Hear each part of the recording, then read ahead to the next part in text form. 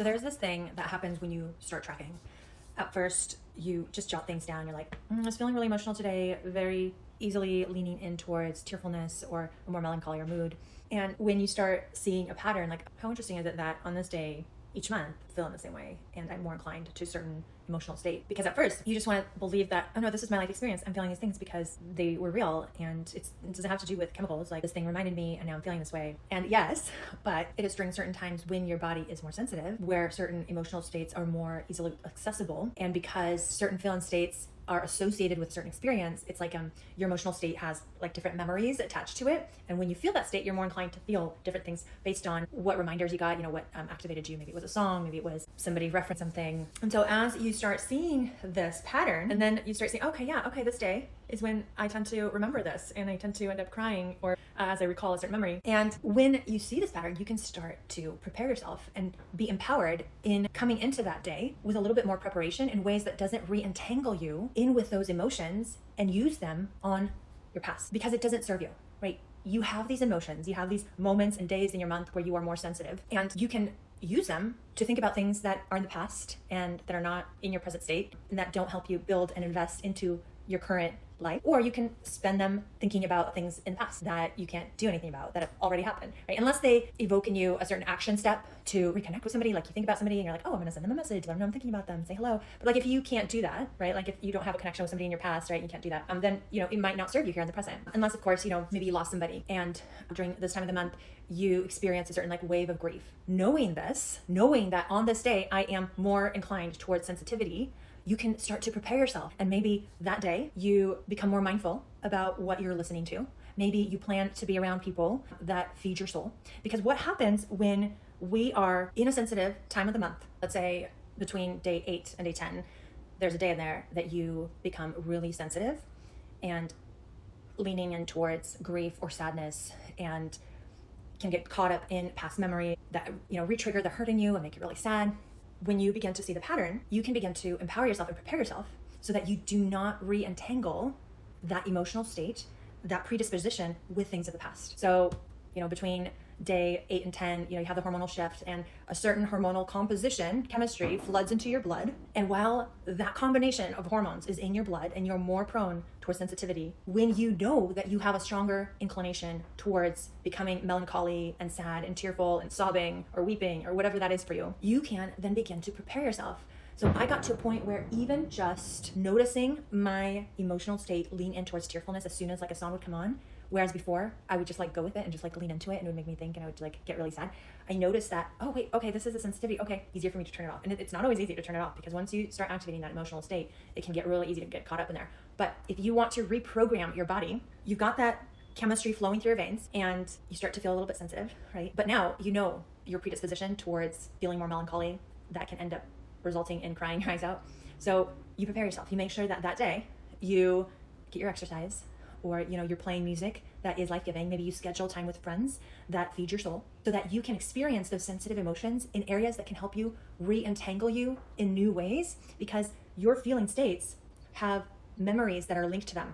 And if every time you have that chemical composition in your body and you end up leaning in towards tearfulness and grief because you keep ruminating on a past memory that keeps coming up for you because it's linked with that emotional state, you're going to keep using that chemistry on past things that don't totally serve you in the present. And I'm not talking about times of grief and recovery, and when that does happen, it's okay too. It still might happen.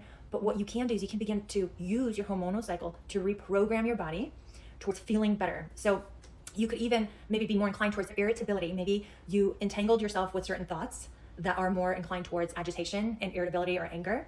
And so every time this chemistry composition starts to flow in your veins and it links to a memory that has to do with, something maybe not being done or things not happening the way you want them to. And so you start to feel more inclined towards irritability and anger. When you start to go into that day, knowing your inclinations, knowing your limitations, knowing your predisposition, you can begin to create new opportunities to associate these chemicals with things that serve you better in the present. I remember this one day I was sitting in my car in the Costco parking lot, and I could tell that I was feeling more sensitive that day. There's music that came on by Celine Dion, and I love her, but it made me feel very sensitive.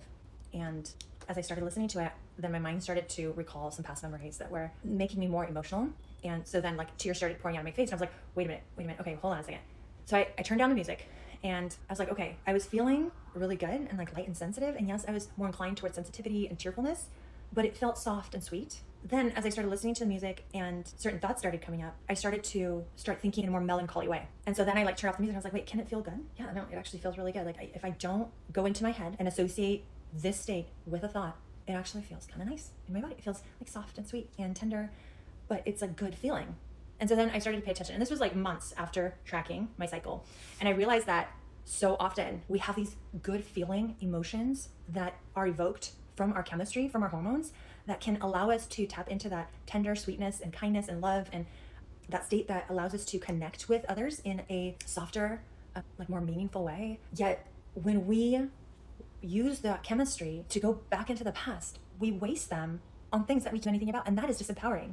So knowing your predispositions by learning about how your hormones affect your body can then help you prepare for these days that make you feel more sensitive in ways that can help you re-entangle yourself, that chemistry and those emotions, with things that feel better, that serve you better in the present, that don't waste them on things of the past, that are in the past, that you don't have any, that you can't change, right? And as long as there is life in your body, as long as there is breath in your mouth, in your lungs, as long as you have days, you create new memories that feel good, you can create in ways that help build a new and different future.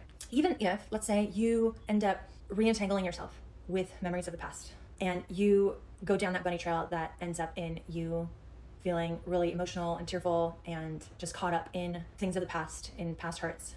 You can also empower yourself by telling yourself that everything is working exactly as it should. My body is responding to the hormones in my body exactly as it should. It's supposed to help me be more sensitive, and this isn't going to last. This is temporary. You keep telling yourself eventually that's how you're going to feel in this time, and you're going to be able to better recall when you can better prepare yourself for these moments. What can also happen is that when we have these sensitive states that we experience as a normal part of our human functioning, when we're not aware and we start to re-entangle these beautiful hormones that are flowing through our body, that are evoking certain emotions in us with things of the past, and then we find ourselves hit, rock bottom, and we're just like totally caught up in hurts of the past, and it just takes us down. We're just caught up in an emotional storm for a day or two. When we don't reassociate that with, okay, this is temporary, this is a period of my hormone cycle where I'm more sensitive, and it feels unpredictable and uncertain, then we can re-entangle ourselves in ways that makes the thing go on for way longer than it needs to.